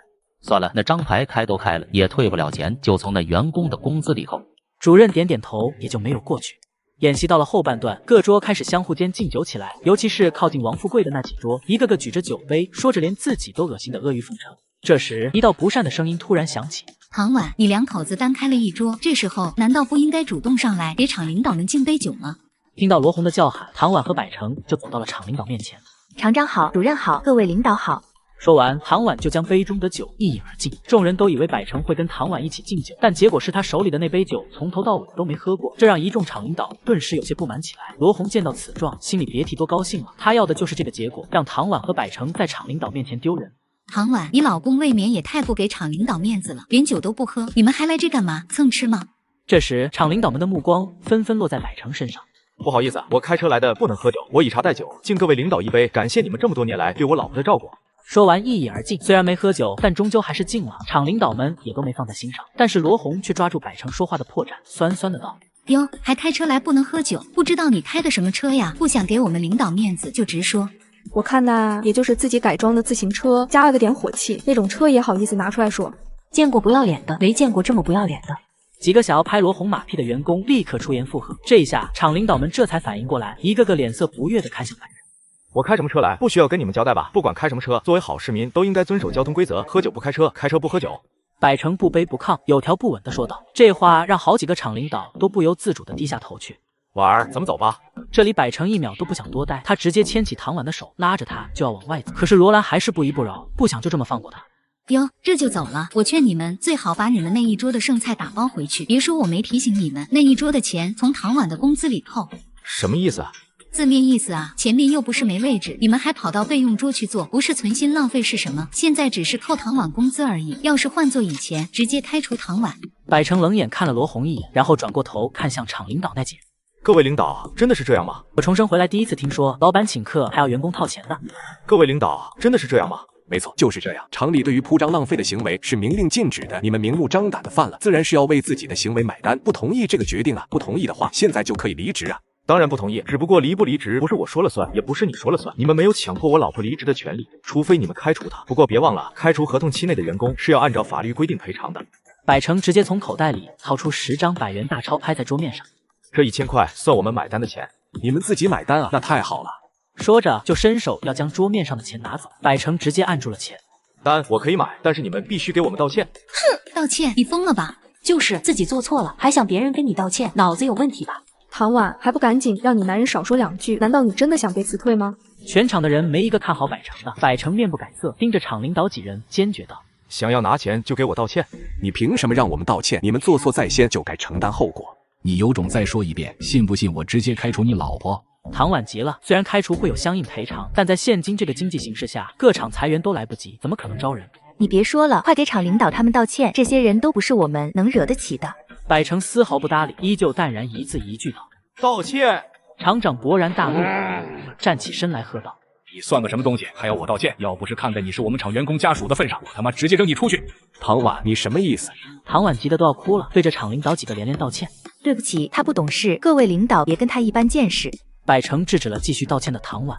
别跟他们卑躬屈膝，他们不配，连事情的来龙去脉都不查清楚就随意处罚，这样的公司迟早倒闭。哟呵，你胆子不小啊，敢诅咒我们公司倒闭？罗兰担心了，他必须阻止百成继续说下去，毕竟是他不让唐婉和百成坐在自己这一桌的。本来事实就是你们自己坐到后面去的，怪不得别人。一时间，所有人都冷眼看着百成，就像看着猴子一般。没什么可查的嘛，你是怕查到你身上吗？你别胡说八道，明明就是你们自己坐那边去的。厂长，你们不信可以问问我们这一桌的人，我们绝对没有排挤他们，不让他们坐这一桌。我相信我手下的组长和员工不会说谎，想要我们道歉，你还不够格，钱留下，人滚蛋。百成摇摇头，他真是想不明白，有这样不分青红皂白的领导，唐婉为什么要继续在厂里做下去？怎么想反悔了？买不起单就别在这装，我看你的1000块也是假的吧？厂长一脸不屑，他最讨厌的就是这种人了。这时，一个到楼下去上厕所的员工回来，刚走进来就高谈阔论。有钱人就是嚣张，我刚刚在楼下看到一辆全新的奥迪 A6，直接停在了酒店大门口，那车比咱们厂长的 A4 高了不止一个档次。你说的是下面那辆车牌5个6的吗？我刚刚来的时候也看到了。厂长，你说那车会不会是市府领导的？我听说府长大人的座驾就前不久刚换成 A6。厂长顿时一震，连连点头，此刻心都已经飞出去了，急着要去给府长大人打招呼。行了行了，看在我今天高兴，你们那一桌就记入公司账里。厂长的话刚说完，迎宾小姐就走了进来，随后朝百成走来。先生，麻烦您挪一下车，有客人要离开，您的车挡住了。百成点了点头，回应道：好的，我这就去。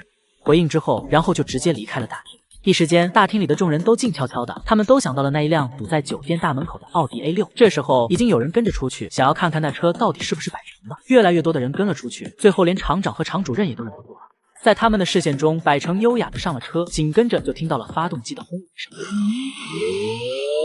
这时候，几个跟唐婉关系还算不错的女员工走向唐婉。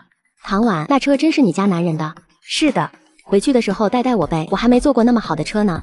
唐婉顿时有些为难，车虽然是自己家的，但带不带人可不是他说了算。这时，百成及时出现，就站在了唐婉的身旁。当然可以啊，待会结束了，你们就跟我车回去。至于厂长和厂主任，自从知道那车是百成的之后，就彻底沉默了。若不是他们是领导，恐怕都要提前离场啊。这时，一道声音传来：百成，你也在这吃饭呢？我和老婆去参加公司聚餐，老板想要我去买单，下一秒老板就给我鞠躬道歉。百成，你也在这吃饭呢？只见王斌迈着步子，笑着朝他走来。王哥，好巧啊！哎呀，百成，我都跟你说了，贷款的事情不着急还，你怎么还还？这么见外呢？有钱了就还呗，俗话说有借有还，再借不难。以后公司要是遇到困难，王哥可不要卡我的贷款呐。哈哈哈，这个你放心，只要我在东区当一天行长，你公司的贷款在我这就是一路绿灯。这话落在厂长的耳朵里，顿时无比羡慕。通常情况下，贷款都是要层层审批的，能让一个行长开口保证一路绿灯非常难。想到这，厂长顿时后怕起来，毕竟刚刚自己才得罪了百成。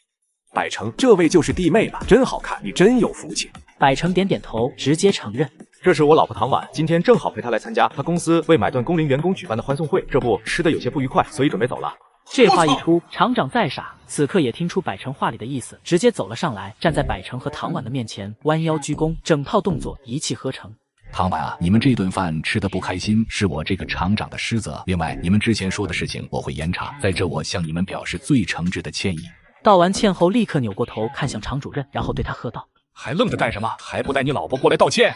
厂长，是他们俩独自开了一张备用桌，凭什么要我们道歉？厂长没想到罗兰会当众反抗，气得想要当场打人。他看向跟罗兰一桌的人：“是你们不让唐婉他们和你们坐一桌，还是唐婉他们自己要去后面？你们想好了再回答我。”那几人面对质问，当即心虚的低下头去，小声的说道：“是罗组长不让。”罗兰没想到自己会被出卖，还想狡辩。常主任一巴掌扇在他脸上，喝道：“够了，证据确凿了，你还嫌不丢人现眼吗？”罗兰被这一巴掌抽得脑袋空白，还没反应过来，主任就想拉走罗兰。等等，你们侮辱完我老婆，一句话不交代就想离开？常主任转过身问道：“你想怎么样？”鞠躬道歉，欺负我可以，欺负我老婆，天王老子来了都不行。常主任脸色瞬间阴沉，但还是压着罗兰的头给唐婉鞠了一躬，然后灰溜溜的走了。百成，弟妹上班要是不开心，随时来我这工作，我给她留个经理的位置。王斌已经看明白了怎么回事，这是他拉拢百成的好机会。厂长立刻紧张了起来，唐婉要是被王斌撬走了，那工厂的贷款就彻底没有着落了。他当场宣布，从今天起，唐婉升副主任，工资按主任标准发放。唐婉愣了一下，唐婉啊，现在正是工厂百废待兴之际，不知道你愿不愿意继续留在工厂啊？厂长无比诚恳的态度让唐婉有些恍惚，他从来没想过有一天自己能有这待遇。我愿意。听到唐婉愿意留下，厂长顿时松了一口气。我还是那句话，弟妹要是做的不顺心，我农行大门随时为你敞开。唐婉点点头，向王斌表示了谢意。那就谢谢王哥了。行，那我还有事就先走了，有空到我那喝茶。说完后，王斌就转身离开。王斌离开后，百成也打算撤了，跟唐婉说了一声：“婉儿，我们也该回去了，顺便叫上你的同事。”好的。唐婉马上跟那几个要坐车的女工说了一声，女工们脸上洋溢着无比的激动。上车后，女工拘谨地坐在后座，一边打量着充满豪华气息的内饰，一边难以置信地问道：“成哥，这车真的是你的？”“是的。”仅仅2个字，就已经让后座的2名女工心中掀起了滔天巨浪。2人面面相觑，恍惚之中有种极为不真实的感觉。婉姐，你们家发什么横财了？怎么买得起这么好的车？这车我老公买的，他哪来的钱我也不知道。唐婉感觉有些不好意思，不敢说出是贷款买来的这句话，否则就该被人笑话打肿脸充胖子。百成一眼就看穿了唐婉的心思，接过话茬道：“前不久股市不是涨得热火朝天吗？我就瞅准了时机买了点，然后赚了点钱。”这叫赚了点钱吗？后座的女工2人一阵无语后，更多的还是震惊。后排其中一女工试探地问道：“成哥，你这车是全款买的吗？”“当然是全款买的，这么贵的车，分期的话利息太高了，不划算。”后座女工2人点点头，眼里的羡慕更深了。接下来一路2人轮流拍马屁，又是恭喜唐婉升职，又是祝贺买车，弄得唐婉都有些不适应起来。将2人送到他们指定的地点后，百成踩下油门准备回家。“哎，你刚刚干嘛说全款买的？”这个问题唐婉憋了一路了。“你老公我好面子，你不知道吗？”百成笑着朝他看了一眼，却惹来唐婉的一阵白眼。哼！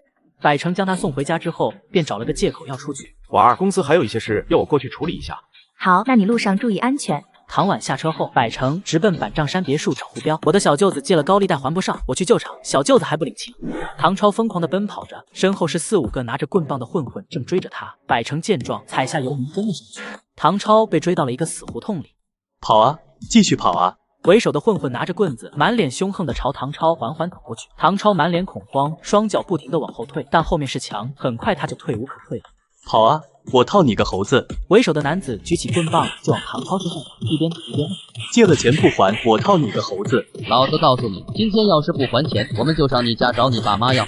这时，百成已经将车停在路边，百成直接越过众人，来到唐超面前。唐超抬头一看，这才发现来人竟是百成，随即将头偏到一边去。为首男子脸色阴沉地盯着百成：“我套你个猴子，你是谁呀？”“我是他姐夫。”唐超他从来没承认过百成是自己姐夫，一个只会伸手向自己姐姐要钱的男人，凭什么做他姐夫？“你来干什么？我不需要你管，你走。”“我要是现在走，你可能会被打死。虽然我不是很在乎你是死是活，但你是婉弟弟，你要是被打死，婉就会难过。我不想看到婉难过。”百成瞥了唐超一眼，随后朝那混混头子看去：“他欠你们多少钱？”“他欠了我们10万块，你真的帮他还？”“哪里有10万？我明明才跟你们借了2万，怎么就变成10万了？”“咱们可是说好的，你借1个月，利息是10厘，逾期1天2000，今天刚好逾期39天，本金加利息加逾期刚好10万。你们这不就是高利贷吗？”“是又如何？再说咱们当初可是白纸黑字签的借款合同的，你要是不还钱，我就找你家人麻烦。”这话落进百成的耳朵里尤为刺眼，尤其是经历过一次唐婉和妞妞被绑架之后，他更加讨厌被人威胁了。只见百成猛地捡起地上一块板砖，然后狠狠地砸在那混混头子的脑门上。百成直接上前拿着板砖又砸了几下，而那几个手下见到这么凶狠的百成，一个个也都被吓了一跳，往后退了几步。“你他喵敢打我，老子跟你没完！”我原本想心平气和的把钱给你，这事就算完了。可是你千不该万不该出言威胁。唐超是我的小舅子，你威胁他也就是威胁我，这就是给你的教训。说着，百成直接从口袋里掏出一叠钱，扔在混混头子的脸上。这1万块是医药费。混混头子直接麻了，怒火顿时灭了不少。然而，百成接下来的举动给他的震撼更加强大。百成变戏法一般，又掏出了4叠钱，扔在混混头子的面前。这里是4万块，剩下的钱明天到我公司来，记住代偿借款合同。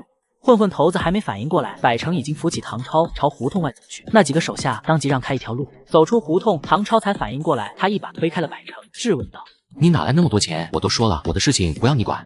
你如果不是婉儿的弟弟，我确实不想管你。”说完，直接朝 A6 走去。唐超追了上来，不依不饶的追来，百成却懒得理他。直到百成当着他的面拉开了 A6 的车门，他又一次惊呆了，目瞪口呆。还愣着干什么？上车，我送你去医院。唐超还没反应过来，呆呆的点了点头，然后坐上了车。等到了医院检查完了，唐超这才忍不住问道：“那车谁的？”“那车我的，你姐知道。”唐超只觉得自己的世界观在这一瞬间彻底崩塌。当初他最瞧不起的人，如今出手就是几万块帮他摆平混混。他一度怀疑自己是不是在做梦。唐超直接甩了自己一个大嘴巴子疼。行了，上车，我送你回去。百成制止了唐超继续扇自己耳光的举动。这件事我可以暂时不跟爸妈还有你姐说，但是你必须跟我解释清楚到底是怎么回事。唐超低着头，像个做了错事的小孩。你不说的话，我只能告诉你姐了。一听百成要告诉唐婉，唐超就怂了。别告诉我姐，我说我跑去借高利贷是因为炒股炒输了要补仓。你被人设计了。我被人设计了。然后唐超摇摇头，不可能，绝对不可能。你别这么快否定，我要是没说错，让你买股票的人就是你朋友吧？然后还跟你保证一定会涨，等你买了之后就一路下跌，这时候你准备卖掉止损，他又跟你说一定会涨回来，让你补仓，而你已经没有积蓄了，所以只能借高利贷，但结果是补了仓还是一样跌。听着百成的分析，唐超惊恐地看着百成，你是怎么知道的？别管我是怎么知道的，你就告诉我是不是这样。唐超犹豫了下，最终还是点了点头。把你手上的股票都抛了吧，那玩意不适合你，继续下去你只会血本无归。如果说因为想结婚钱不够，跟我说，千万不要再去借高利贷了，不然我也帮不了你。说完就叫了一声唐超上车，上车后直接开车离开，背影消失的方向深深的鞠了一躬。你们到底管不管这事？要是不管，我亲自叫我律师来解决，到时候不管是你们的蛋糕店还有他都得完蛋。江瑞气得浑身发抖，当着自己女人的面被人抽了一巴掌，这是何等的耻辱！这位先生，请稍安勿躁，这件事情我一定会给您一个满意的交代。事情的经过他大概已经清楚，很明显自己的店员有错在先，其次就是百成不该动手打人。这位先生，您怎么称呼？我叫百成。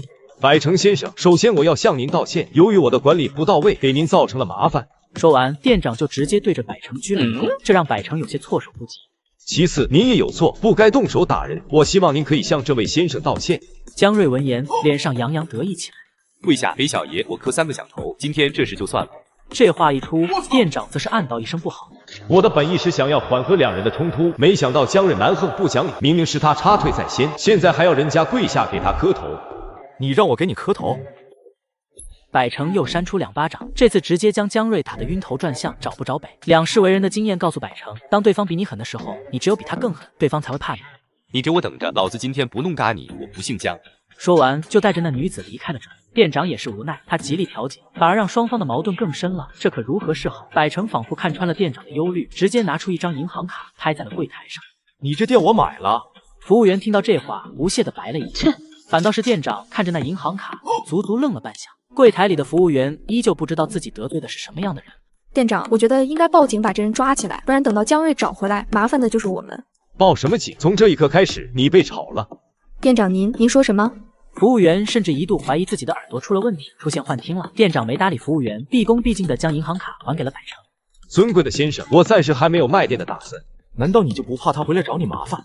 店长摇摇头，不怕。简单的2字透露着自身强大的自信。百成点点头，从身上拿出一张名片递给他。要是对方回来找你麻烦，有损坏的东西打给我，毕竟这事儿因我而起。店长点了点头，接下了名片。先生，你是要蛋糕吗？是的，今天我女儿生日。那我再给您做一份吧。百成闻言点点头，麻烦您了。看到这一幕，那服务员彻底傻眼。店长，您这是做什么？他就是一个穷鬼，您干嘛给他重新做一个蛋糕？你他喵给我闭嘴！你这个狗眼看人低的蠢东西，你给我滚蛋！说完，店长直接一头扎进后厨。女服务员整个人彻底凌乱，她怎么也想不明白店长为什么突然变成这样。在百成等待的时间里，女服务员走进后厨，她有些不甘心，一定要弄个明白。店长，那不就是一张银行卡吗？你怎么怕成那样？还记得我跟你说过我在银行里工作过的事情吧？女服务员点点头。这跟那有什么关系？那你还记得我说过，银行系统里银行卡是分等级的吧？女服务员又点了点头，脑子更乱。他那是龙卡，身家千万的人才能拥有。听到这话，女服务员神色巨变，紧跟着无比悔恨。身家千万虽然不意味着权势滔天，但也是我只能仰望的存在，而我竟然给得罪了。半个小时后，那女服务员跟在店长背后，泪眼朦胧的从后厨走了出来，然后直接在百成的面前跪地哀求道：“先生，我错了，求求您高抬贵手，不要让老板炒我鱿鱼。我妈妈病重，还等着我赚钱去看病呢。要是我没了工作，医院就会停了我妈妈的药，到时候她就只能等死了。”说实话，百成对于他的话根本就不相信，但他还是动了恻隐之心。上一世自己妈妈就是因为病重，自己窝囊没本事拿不出钱，最后只能看着他离开，甚至连唐婉也是这样离开了他。百成淡淡的看了那女服务员一眼，把蛋糕给我。女服务员一下没反应过来，正在原地，店长立刻对他轻喝道：“还愣着干嘛？赶紧将蛋糕给这位先生。”女服务员连连点头，将蛋糕小心翼翼的交给百成。百成接过蛋糕，对店长说了：“多谢了，若是你有开连锁店的想法，可以随时找我。”店长点点头，心里却疑惑起来。我确实有开连锁店的想法，但奈何资金不够，所以一直都是单店的形式经营，想着过几年资金充足，再开第二家，然后第三家。可他是怎么知道我想开连锁店的？百成走后，那女服务员呆呆地望着那渐行渐远的背影，小声地啜泣起来。店长，我收拾一下东西就走。你不用走了，那位先生大人有大量没跟你计较，让我给你一个改过自新的机会。女服务员一时有些愣住，片刻后小声地问道：“那位先生什么时候跟您说的？我怎么没听到？”如果那位先生跟你计较的话，你以为你还能为他服务？女服务员听后彻底傻了。良久后，她急忙朝那背影消失的方向深深的鞠了一躬。你给我等着，我一定要找回场子。百成一家三口来到海鲜市场，妞妞如同发现新大陆一样，兴奋地挥着小手。看着妞妞小脸上的兴奋，百成脸上露出了淡淡的微笑。你真打算买海鲜啊？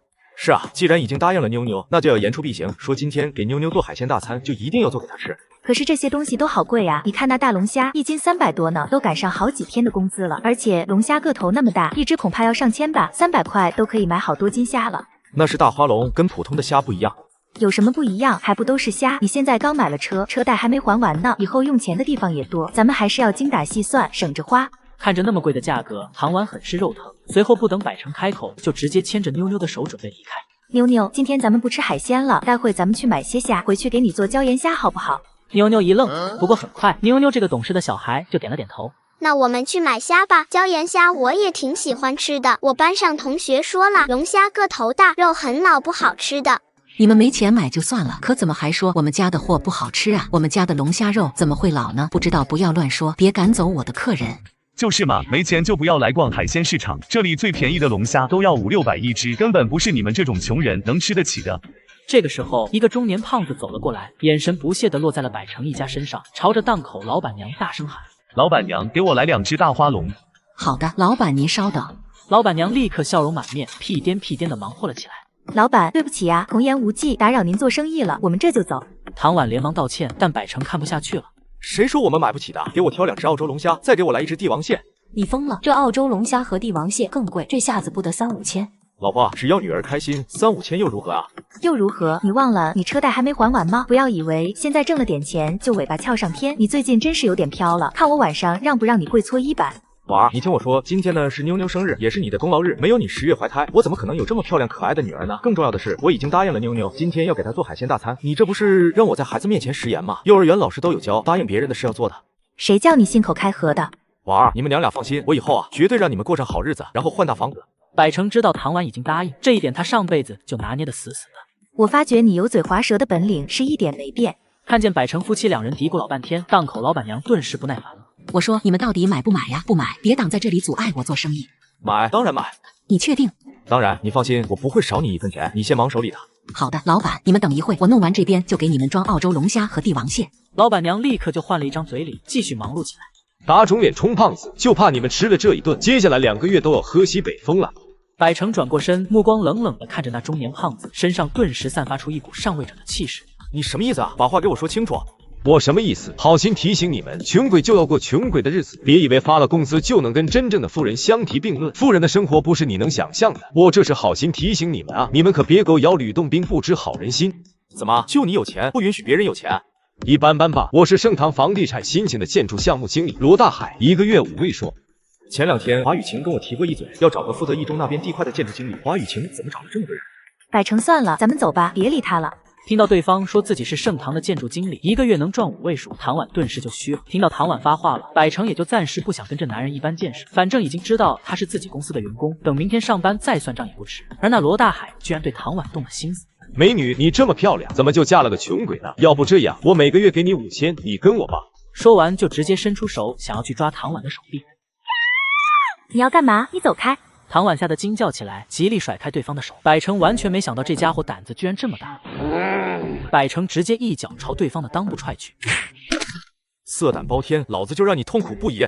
要不是老婆和女儿在这，百成想说杀了他的心都有。而档口老板娘也是被百成的举动给吓到了，看到暂时没了战斗力的罗大海，百成直接对老板娘喊：“老板，2只澳洲龙虾，1只帝王蟹。”说着直接甩出了5000块现金。档口老板娘被百成这大手笔直接惊住，赶紧给百成装了澳洲龙虾和帝王蟹。百成提上龙虾，带着唐婉和妞妞，在众人惊愕的目光中离开了海鲜市场。那跪在地上的罗大海目露凶光地看着百成的背影。你给我等着，我一定要找回场子。那面前扑通一声，从海鲜市场回到家后，唐婉终于忍不住了。百成，你今天太冲动了，要是对方找我们麻烦怎么办？看到唐婉眼里的担忧，百成的心里一暖，伸手拉住了他。放心吧，没事。怎么可能没事？我听说那盛唐房地产的老板把黑头子吴彪都弄进去了，咱们这种平民百姓怎么跟人家斗？我操！这流言是谁传出来的？真是不知道低调。我跟盛唐的人打过交道，他们都挺和善的。今天这个自称是盛唐什么建筑经理的，应该是新来的狐假虎威罢了。真的吗？真的，相信我。而且现在是法治社会，他们要是真敢乱来，那就等着坐牢吧。这话唐婉很认同，没再多纠结。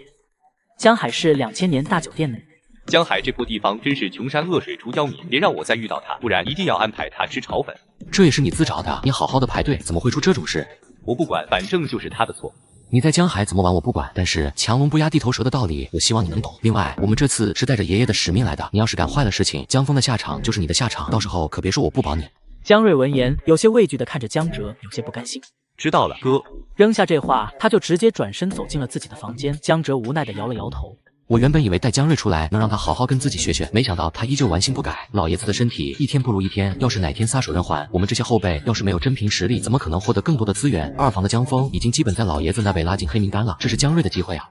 第二天，百成走到公司门口了，才想起来自己忘记带盛唐的大门钥匙了。距离盛唐上班的时间还有半个小时，百成也就懒得回去拿了，索性直接在一旁等，脑海中也是思考起来明年的计划。现在房地产已经布局完成，剩下的就交给时间。现在2001年是个十分重要的时间点，现在我手里的马内只有6000个左右，这点马内还是太少了，必须想办法多弄些马内才行。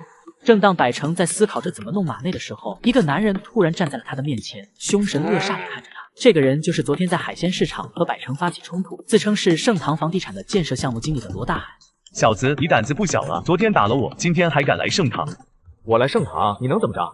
我能怎么着？昨天让你跑了，今天老子不安排你吃炒粉，我就不叫罗大海。罗大海指着百成的鼻子大骂起来，随即掏出手机打了个电话。喂，狗子，老子碰到昨天的那小子了，你现在赶紧带几个工人过来，就在盛坛门口。